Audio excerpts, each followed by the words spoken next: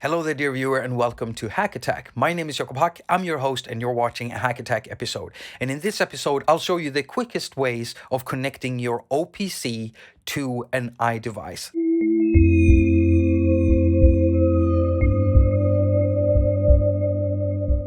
Now, you have to consider two things here. Does your iDevice have a lightning port at the bottom or a USB-C port? Because if it's got a USB-C port, you just keep on watching right now. But if you have an iDevice with a lightning connector at the bottom of your iDevice, then you need to skip to this timestamp where I show how to do that. USB-C users. Right here I have an iPad with AUM loaded just to demonstrate what it looks like when you're connecting this thing. And the only thing I'm going to use is a USB-C to USB-C cable. Now, when you're buying an iPad, you are usually getting a charger with it. And the cable in that charger can be detached. And when you do that, you have a cable with USB-C connectors at both ends. One of them goes into the OPC, the other one goes into the iPad.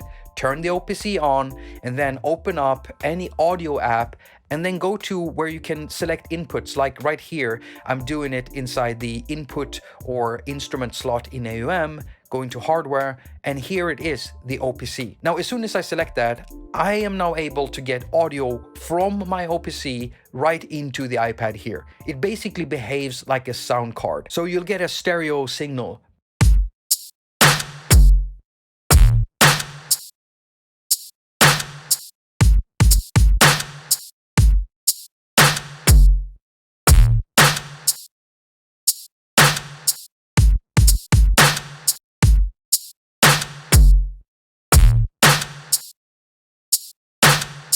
Now, I really want to highlight this. So if you missed it, yes, you can use non-Apple specific cables when doing this connection. When it comes to USB-C, we are no longer tied to the MFI certified stuff that you had to buy when you were dealing with lightning ports and lightning connectors. So you can pretty much buy USB-C cables from any other company.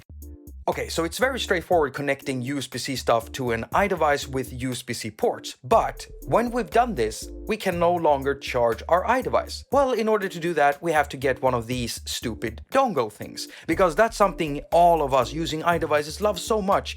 Apple, I have an idea for you. Why don't you break the iPad in two and sell two dongles, like half a dongle iPad? That would be great. Well, once you've gotten one of these, which is, a bit tricky because even Teenage Engineering themselves, their list of compatible USB hubs is pretty short. And this brand that I'm using, PlexGear, which is a Swedish brand, only sold in Swedish stores in the Swedish chain called Kjell & Company. Well, it's not listed on their site, but it was still compatible. So I can't tell you what brands are compatible or not compatible. I mean, you can look at the Teenage Engineering list and then get one of those if you want. Well, once you've got one of these with power through port, which you need, you just connect your power to that, bring out the USB-C to USB-A cable you got with your OPC, connect this end to the hub, connect this end to the OPC, and then connect the whole package to the iPad. And once this is connected up, it should be charging your iDevice, and we can check that right now, and it is because it's green right up there. Maybe you can see that, maybe you can't. Well, we're gonna go into AUM and add a channel and then go to the hardware inputs, and right there we can see that we don't have the OPC. You know why? Because we didn't turn on the OPC. So if we turn it on and wait, we'll see that, boom, right there, OPC. Now, not only do you get the audio in like this, you also get the MIDI in like this, because if I open up a MIDI channel here and I load a mini monitor, then we can see all of the stuff coming through here, all the notes playing right now. Okay, so for those of you that have iDevices with a lightning port at the bottom, you're gonna need a lightning to USB-A adapter.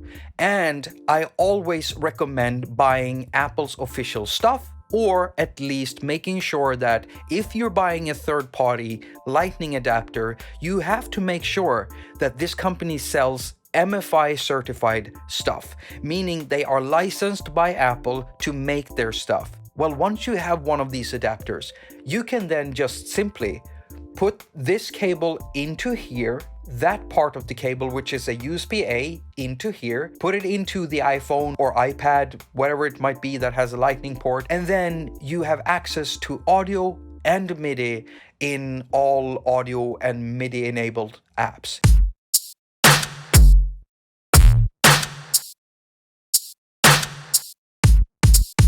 Well, even though it works with the older CCK, I still highly recommend getting the USB 3 to Lightning adapter because it has a charging port, allowing you to charge your iDevice and have USB peripherals connected to your iDevice at the same time. And notice how I'm calling it the charging port. It's because it only takes chargers or USB batteries. It's only there for power, so there's no use in you trying to connect these things to it.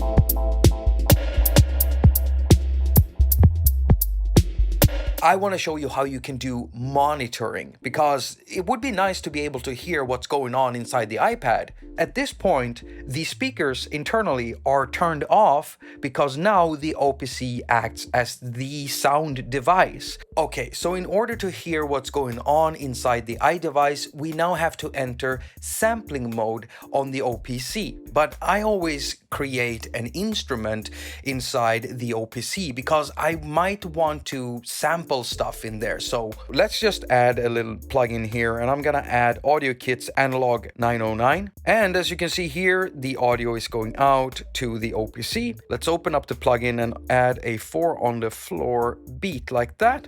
And as you can see, we can see stuff, but we can't hear anything. Well, I'm gonna select the sampling category right there, and I'm gonna create a new instrument by holding down this button and holding down here. Like that, and we should be in that now. Yep, we are. All right, so the sequencer inside OPC should not be running, and if it is, just press stop.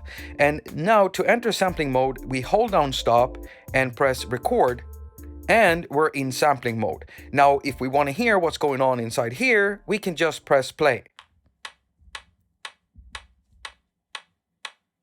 And there we go. And this sound can be heard through the internal speaker of the OPC and also through the headphone port of the OPC. Okay, so if you're at this point and you want to sample something from your iDevice, all you have to do is to press and hold record and then play whatever it is you want to sample inside your iDevice, and then let go of the recording function when you're done. Alright, so here I really want to urge you to get into the practice of connecting a pair of headphones to the headphone port of the OPC. Why? Well, because if you don't, you might end up getting feedback loops. That is, when the speaker is sending out loud audio into the microphone and it goes around in a loop, and the signal amplifies with that, and it can end up damaging your microphone or your speakers or both. And you don't want that. And again, I just really want to highlight this because I know that some people will skip through a video. It does not really matter how you connect your OPC to your iDevice. USB-C or Lightning, monitoring is done the same way. It's all done from the OPC. And since the OPC is now working as the de facto sound interface for the iDevice, well, that also means that you can't really regulate volume with the buttons on the iDevice. So how do you do that? Well, you do it with the sample gain on the OPC. And so when you're in sample mode, if you want to raise the volume, you simply press down this button here and then any of these buttons. So louder volume this way, lower volume this way. You can even update your OPC like this. I've done a short video on Instagram on this thing right here.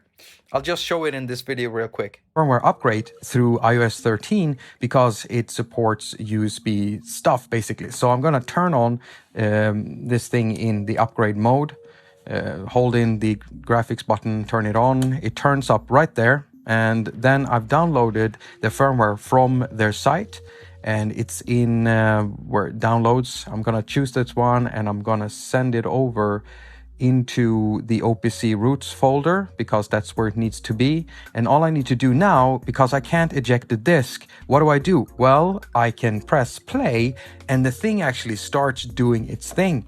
I don't know if you can see that, but it actually does its thing, and it's gonna finish real soon, hopefully before 1 minute goes. There we go. And there it is, updated.